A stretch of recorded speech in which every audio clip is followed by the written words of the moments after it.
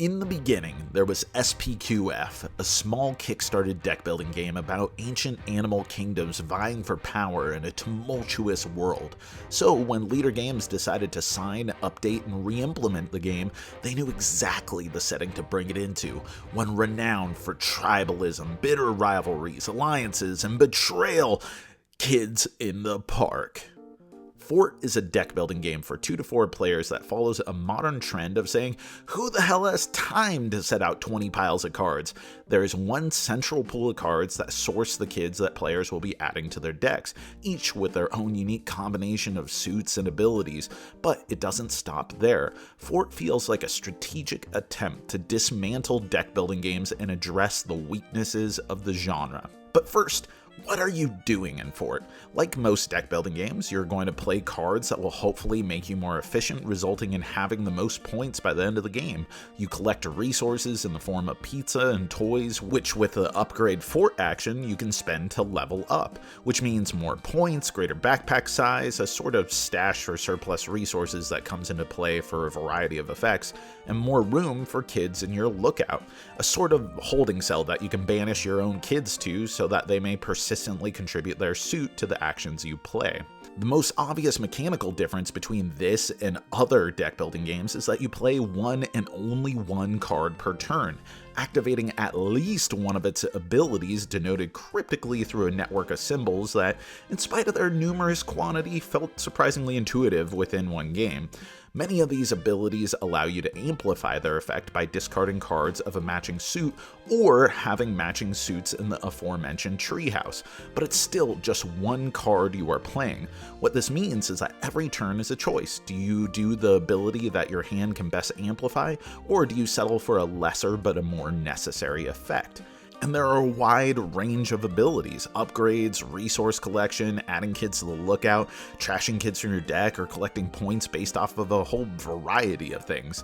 Then, after playing your card, you must recruit a new kid to your deck, which brings me to the 2 other things that are really going to affect what you choose to play. Almost all kids have 2 boxes. Think of them as public and personal abilities. When played, you can resolve either or both abilities, but all other players can discard a card of the same suit to take the public action as well on your turn. But just as important is that any cards left in your hand after you recruit go on display in front of you, available to be recruited by other players. You chose not to play with those kids. You hurt their feelings, and if someone else wants to play with them, well, that's your own fault. Only if left unclaimed until your next turn will they safely return to your discard pile. This feels so fresh and counter to well-established entire deck-building doctrine. In other games, you might feel like you're subtly grooming a deck that otherwise is a card-spinning machine, maximizing effect turn after turn. Here, you're having to carefully consider what to play based on what you want, what opportunities you might give your opponents, and by not playing certain cards, what you might lose. Sure, Blitz will clear a bunch of cards in your deck, but are you really going to let Dash go up for auction? This is both the game's greatest strength and potentially its greatest weakness.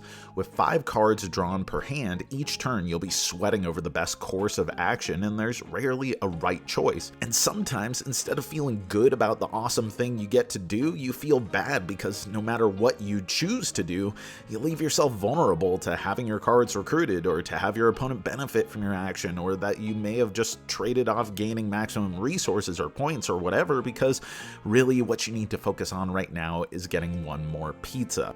What you like most about deck building games is getting that pristinely crafted engine of uber efficiency.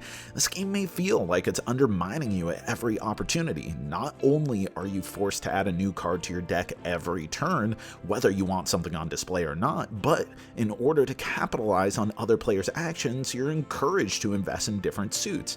Even if you do have a really streamlined deck, by limiting yourself to only one action per turn, sooner or later someone is going to scoop up a card you loved and relied on because you had to focus on something else when you decided on what to play. But If you are the type who likes adaptive strategy, rolling with the punches, making best use out of what's available right here, right now, this game feels so smartly crafted. The follow the leader mechanic keeps you invested in other players' turns, and there's loads of choices in how to resolve your own turn, and in spite of potential disruptions, what you add to your deck matters, and you feel a nice arc as you become more and more invested in capitalizing on different strategies, from racking up points based off of stash loot in your pack to leaning into the builder kids who tend to focus more on fort development. And between accruing 25 points, running out the shared pool of cards, or a player reaching the highest level of fort, it has several ways of triggering the end so it doesn't overstay its welcome. On top of it all is the game's undeniable charm. Beautifully adorned with some of the most creative illustrations from Kyle Farron to date, this is a box of utter joy. Blending whimsy with total authenticity, it's easy to imagine the thematic source of every function in the game, from recruiting new kids to play with, to trading your precious toys and snacks for the scraps to build up your fort, to the made-up rules and perks achieved at fort levels 2 and 3 that are secret endgame points and one-time or persistent effects that you can just hear the kids saying, well, actually, I win because blah blah blah blah blah. And all of this is aided by the Spartan design in a small classy box which barely wastes any space, with super nice player boards, reference cards, and little wooden resources to boot. In truth, I think Fort will be somewhat divisive. Some people, myself included, will celebrate the refreshing blend of dynamic and innovative but overall fairly casual gameplay, whereas others will find the lack of absolute control too much of a deviation from what they like best about this genre. But if you're looking for a concise and approachable game that playfully breathes new life into one of the most stale and overdone mechanics in this hobby, Fort, like a kid left to their own devices, finds a way to have creative, smart, messy fun. If you enjoyed this video, we have all kinds of other reviews, interviews, and recommendations via writing, podcasts, and video here on our channel and website cardboardherald.com. Our content is audience supported, so if you want to show your support, please visit our Patreon. Thank you so much for watching. This has been the Cardboard Herald.